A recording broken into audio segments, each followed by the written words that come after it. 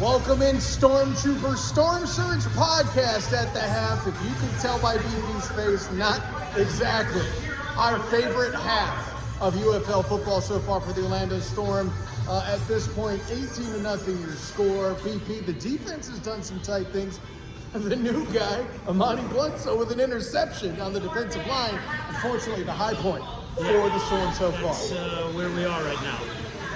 Last week, we put up a goose egg on the defensive side of the ball. This week, we spotted them 18. So now, red zone trips, probably the worst that we've seen Orlando play defensively. 3 trips into the red zone, 2 touchdowns, 1 field goal, and then they gave up a field goal to close out the half. Other than that, Hakeem Butler has made some plays in the open field. It's just been a free-for-all. It's such a large target. I feel like Butler could have made more, done more damage to BP, but a few solid defensive plays that kept it from being worse. Believe it or not, BP, even with 18-0, it could be worse. Yeah, it could be worse. I mean, let's recap of the scoring. In the first quarter, Kylan James get a 1-yard touchdown out of Wildcat. They missed the extra point. Amani Bledsoe got that tip drill interception. That resulted in great field position. They ended up giving up a ball on downs. Plummer got another one of those 1,000 IQ plays where he sees offsides, throws, and expects the 5-yard penalty. Ended up turning into DPI, so that was huge, and it converted a first down. But again, Orlando stalled, and then you have James Bostic with a touchdown reception, another missed extra point. So those missed extra points, if Orlando can get in the end zone, that's going to start creeping up on St. Louis in a bit. Like I said earlier, red zone defense for Orlando probably been the worst that it's been all season with 3 trips, and they've scored every time, just the 1 field goal. Sanborn actually kicking his first NFL or UFL field goal. He's got a couple of them. Jayshon Corbin with a fumble, trips over his own guy, hits the turf. Unfortunately, that's a turnover. So it's such a weird moment. Yeah, Nate Mitter's got an interception. So we're winning the turnover margin right now, believe it or not, at +1. But it's just not working out because the offense can't stick the ball. Plummer's had a couple of over-the-top shots, and they've all gone slipping through hands. Cam Camper had another huge catch opportunity, and it slipped right out of his hands. That could have been the UFL catch of the season for Cam Camper. It's just great. And then Sandberg finishes the half with a 40-yard field goal, 18-0. Had another play where Chris Rowland was running into the open field. Great game, and ended up getting flagged for a face mask after he got pulled down by the horse collar, and the offsetting penalties on that one, Kyle, turned that one away, and here we are at 18-0.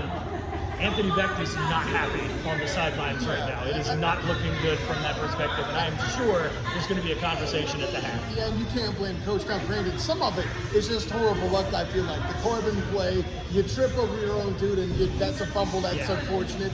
Roland, with the stiff arm, he came out low, but his finger just got caught in there. It's not like he was trying to hit the face. Yeah, it's just an unfortunate series of events. The most adversity the Storm have faced thus far this season.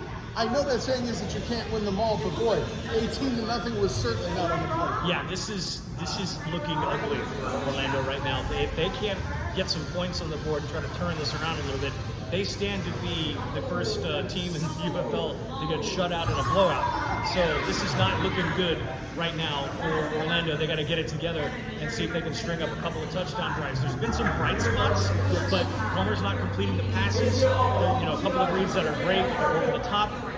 The run game is not existent. What do we say? Run the damn ball. I don't think that's going to be the thing here, though, BP. How about hold on to the ball? That's the first thing. There are too many things. There are too many opportunities and too many big plays that have been passed up because you've taken the shots down the field, and then you can't convert once you're there. You got to hold on to the ball to do the thing. And I need to stop seeing penalties on the offensive line. Yes. The first 3 drives had false starts in them. That is unacceptable. Yeah, we've talked about the offensive line and how it's important to establish the line of scrimmage.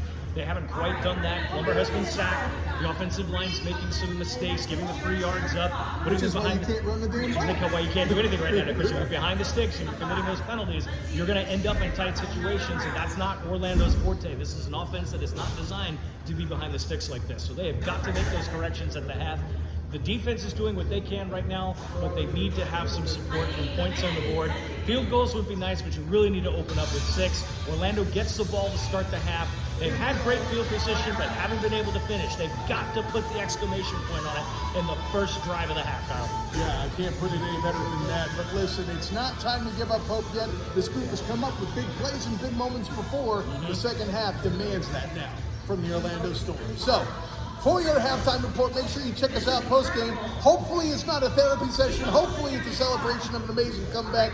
But until then, for BP, this is Kyle Nash, the student of the game with the Storm Surge podcast, saying, class dismissed.